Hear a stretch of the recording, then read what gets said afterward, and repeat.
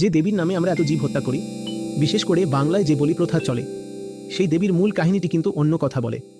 রাজা সুরত এবং সমাধি বৈশ্য যখন মেধামণির আশ্রমে গেলেন, সেখানে তারা কি দেখলেন?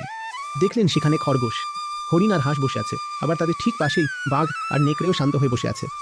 কেউ কাউকে আক্রমণ করছে না, বরং মুনি সবাইকে জ্ঞান দিচ্ছেন, আর তারা মন দিয়ে সেই কথা শুনছে। রাজা তো অবাক। তিনি জিজ্ঞেস করলেন, এটা এখানে কিভাবে সম্ভব?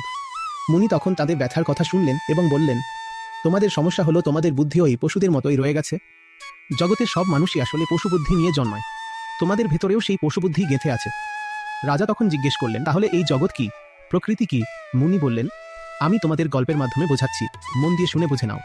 তারপর তিনি সেই কাহিনী শোনালেন। বিষ্ণু যখন নিদ্রামগ্ন ছিলেন, তার কানের মল থেকে দুই অসুরের জন্ম হলো। এরপর এক এক করে মধু, কৈটব, চণ্ডমুণ্ড, মহিষাসুর এলো। এই পুরো বর্ণনায় বারবার এটাই ইঙ্গিত করা হয়েছে যে দেবী হলেন স্বয়ং প্রকৃতি, আর অসুরেরা হলো সেই সব প্রবৃত্তি যারা প্রকৃতিকে কেবল ভোগ করতে চায়।